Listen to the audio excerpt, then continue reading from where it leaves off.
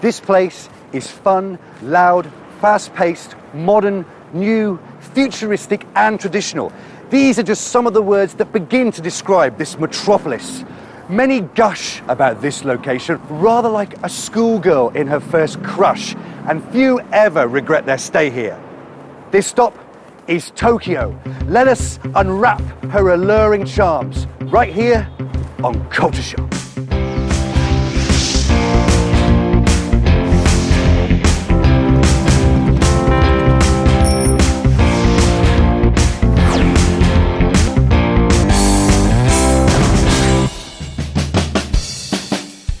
Japan is a relatively small country. It's 1/48th the size of Russia and 1/25th the size of China in land area. It's composed of 4 main islands: Honshu, Shikoku, Kyushu, Hokkaido, and many other smaller islands.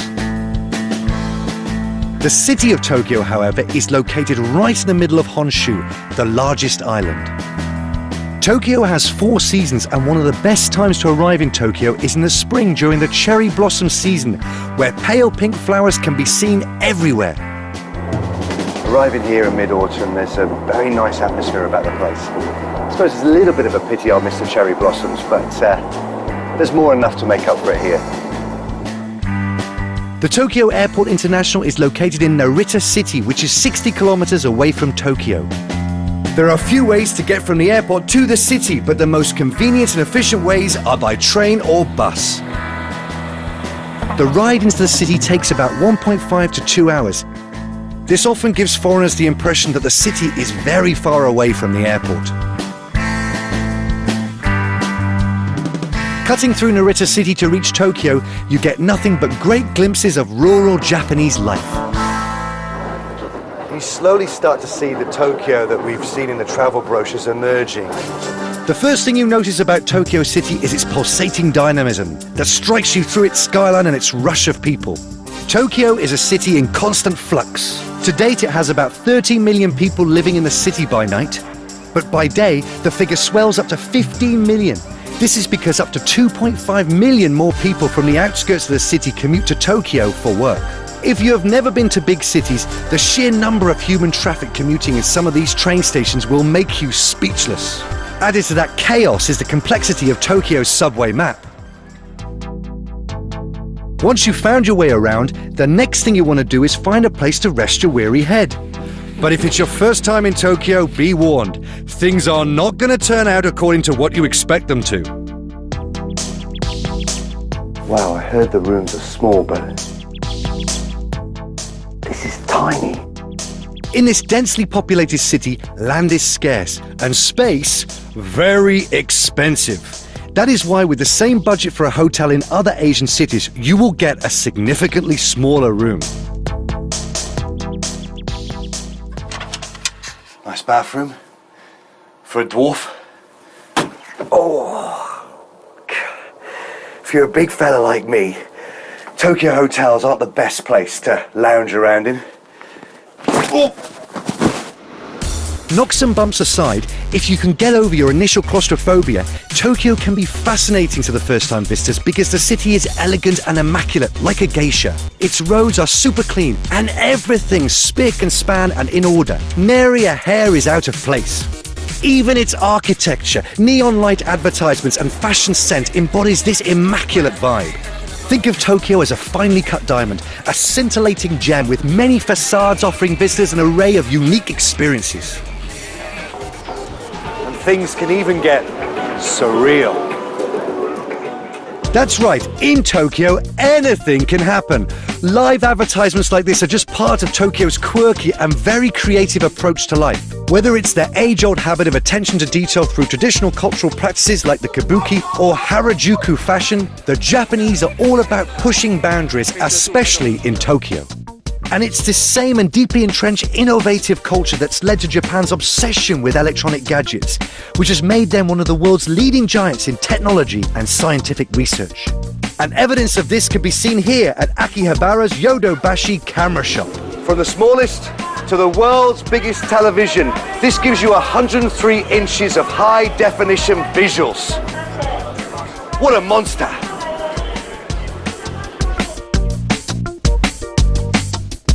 And high-tech isn't just confined to electronic stores. Tokyo is always in a rush, and for things to run like clockwork, you need all the help you can get, which is probably why you see these at every corner of the streets. Vending machines. Tokyo has vending machines for many things. In areas where it's inconvenient, you can even get vending machines for the odd household items. What we have here is a vending machine for placing your food order. It's basically an automated waiter. What you do is you choose your food, you put your money in, press the button, coupon comes out, and then you just go into the restaurant and your food will come. What could be simpler? It's very popular amongst business people.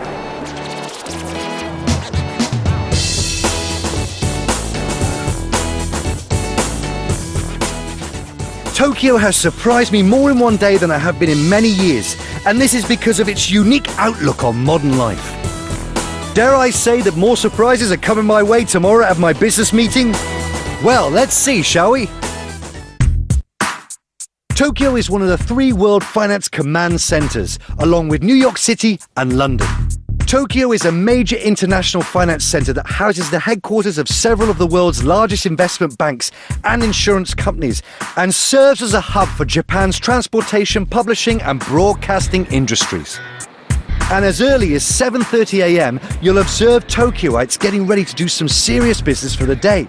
So you better be early for meetings, because the Japanese are very conscientious of time. Being punctual for your appointments is a must here. The earlier, the better.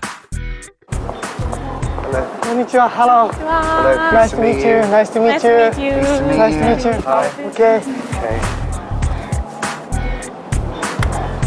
My name is Yamato Furuta. Yamato Furuta. Yes. But I just say your surname, right? Furuta. Furuta-san. Hi. Japanese people usually call each other by their family or last name. Given names are only used amongst close friends, couples or family members. Yeah. Okay. Okay, so it's Yuiki-san. Wait. The san is added to the family name. For example, they call me Chido-san. It is best not to address them by their given names unless they invite you to do so more than once. Love a cup of coffee. And it's not just names. Japanese in general are also very careful about the exchange of name cards. The positioning of the name card in relation to the other party also reflects respect. To accord respect to the other party, you place your name card in a lower position than the other person. And if you thought that was complicated enough, wait till you have to communicate with your Japanese counterparts. The Japanese language sounds to me like a lot of tongue-tip sounds, like a typewriter. I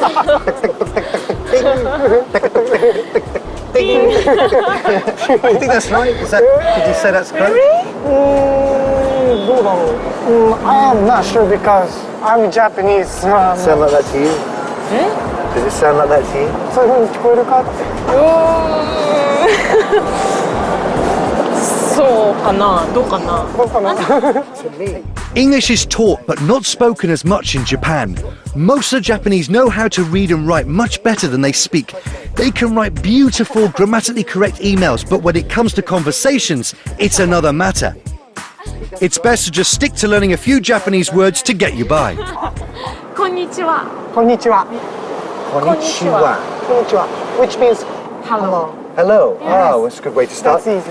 Sayonara. It means goodbye. Sayonara. That's lovely. Goodbye. Very nice. O genki desu ka? Genki desu O ka? genki desu ka? Yeah. The Japanese language has formal and informal forms. When speaking to seniors or doing business to show respect, the formal form is used. Domo arigato gozaimasu. Then there's even the localizing of English words. Yeah, spoon. In Japanese, spoon. Spoon.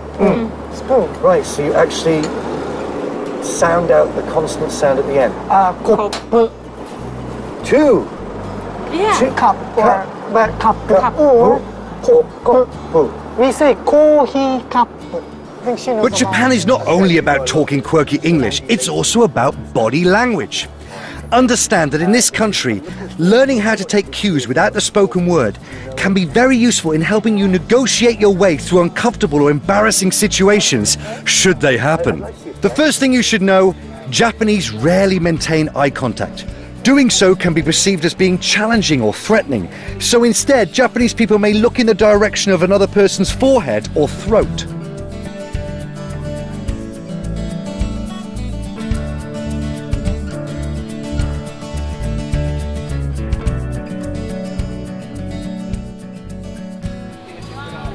If someone waves a hand in front of your face, it actually means they're refusing or saying no to you.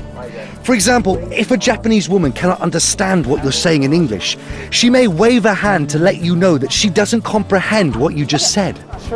Now, while the Japanese are more forgiving about foreigners not understanding their customs, as a rule of thumb, be absolutely mindful and respectful about the Japanese way of doing business and you will be fine.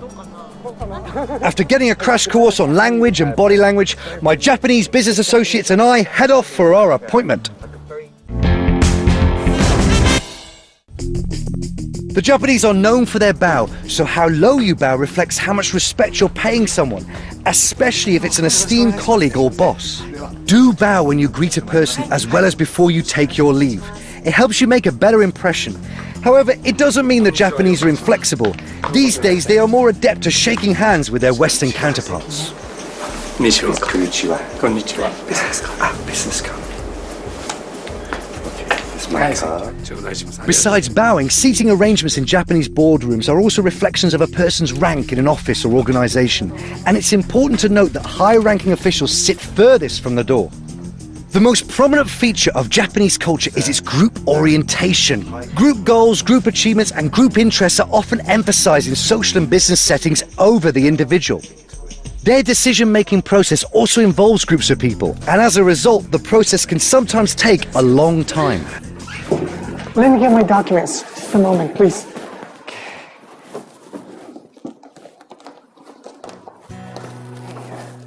Yes. Do you always work this late? Yeah. Even though office hours are officially from 9 AM to 5 PM, it is quite common for Tokyoites to work till 10 or 11 PM. For foreigners used to a 9 to 5 working culture, this can be hard to get used to. Working long hours is such a common phenomenon that there is even a term for death from overworking. It is called karoshi. Tokyoites not only work hard, they play hard as well, and it is a popular practice amongst colleagues and business associates to socialize after work. An izakaya is a type of Japanese drinking establishment serving food that accompanies the never-ending flow of drinks. Some izakayas offer tabe hodai, which is all you can eat, and nomi hodai, which is all you can drink deals. I've got to tell you, if you can drink like a fish, like I am now, then you're bound to score some extra points with your business associates. I'm in liquor heaven! Kanpai!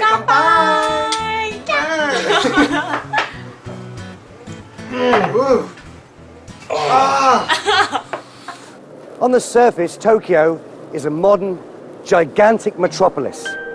At first, you might be overwhelmed by the city's complexity, but once you get to know the place a little better, you will find moments of simplicity.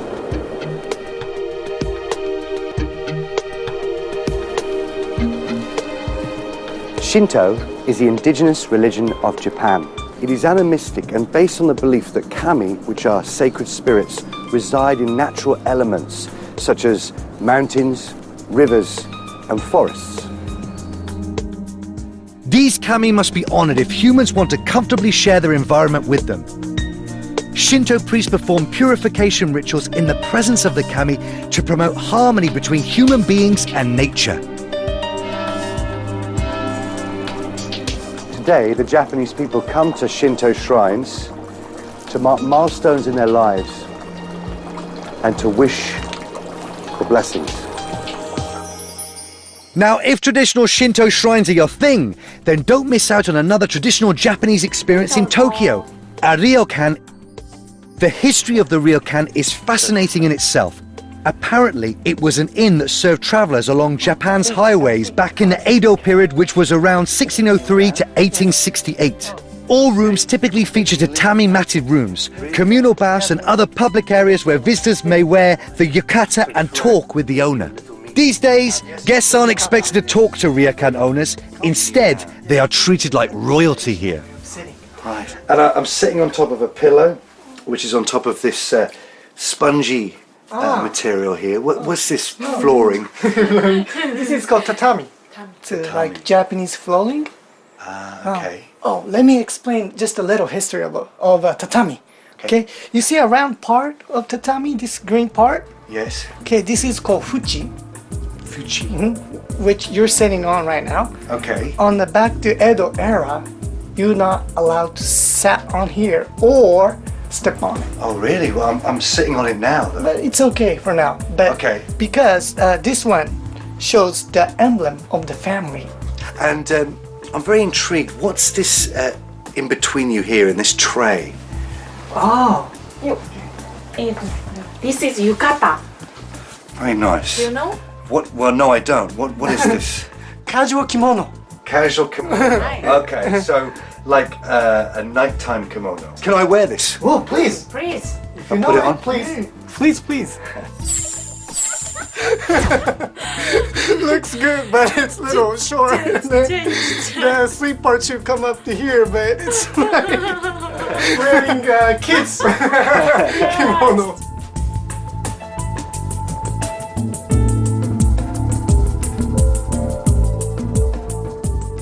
Hey, this. Well, all I can say is wearing a yukata can be fun, but that's where it ends because rooms in a ryokan can cost quite a lot in Tokyo. Single? This is single?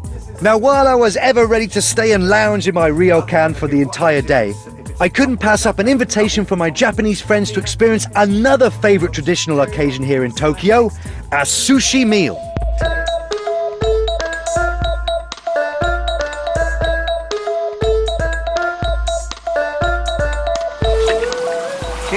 De wa. Kanpai. Kanpai! Kanpai. I know that one.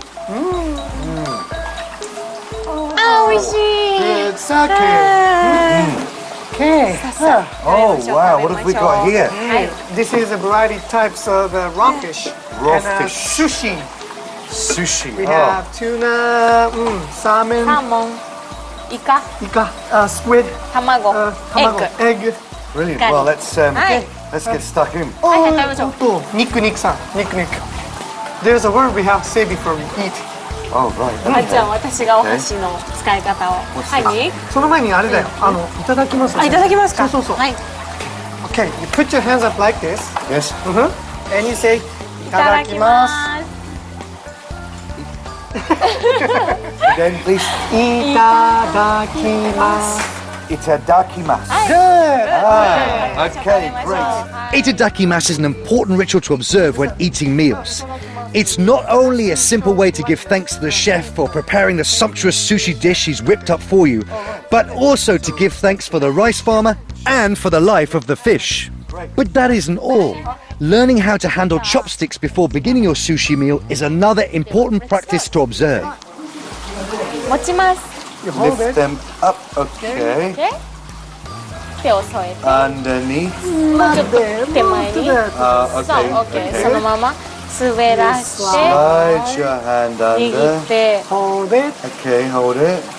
and open it. Wow, great. いただきましょう。 I like to just measure it up like that. Nick, that's not good. Really? It's not good to do that. 食べましょう。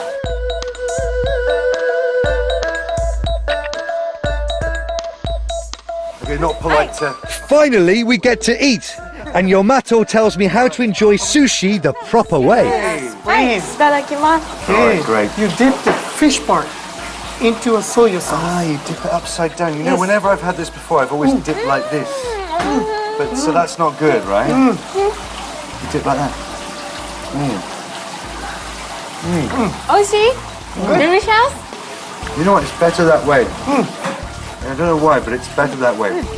Because if you put a rice part into soy sauce, you're gonna taste more soy sauce than the fish. Right, it's like a gonna sponge, soak. soaks it all up. Exactly. Okay. What about wasabi? Do you do that in a particular way as well? Oh, I'll teach you. You take it, Yes. you put it on the わ fish さび。 instead of soaking into a soya sauce. あの音わさび。 Oh, good. Ooh. Oh. Good. 辛いよ。Whoa. Oh. Wasabi headache. Wasabi headache. But I actually quite like it like that. You like I it? quite like it. With all the complexities surrounding the meal, I found it hard to think why Japanese considered sushi meals a relaxing occasion. All these rules just to eat raw fish? Talk about pressure! But the night wasn't over yet because there was something else. My Japanese associates suggested we let our hair down with a favourite Japanese pastime, karaoke. Karaoke literally translated means empty orchestra. It began in Japan, and I think it's fair to say it is now a worldwide sensation. It is very popular amongst Japanese business people.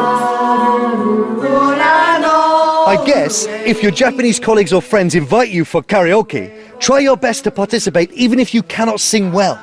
This will make others treat you as part of the group. The Japanese culture emphasizes some traditional values and beliefs that may seem different or unusual to foreigners, especially to Westerners. However, understanding these beliefs and values is often the key to successful interaction with Japanese people. Whether it's dressing, opening a business meeting, or eating sushi, the Japanese just seem to have a knack for turning everyday actions into art. You might fall in love with Tokyo, but Tokyo might not fall in love with you. But just like all relationships, it takes time. You've got to put in the work. Learn the language, the culture, the way of life. And one day, Tokyo might welcome you with open arms. Till I see you again next time on Culture Shock. Sayonara! Nick, come on! Sing, let's sing song!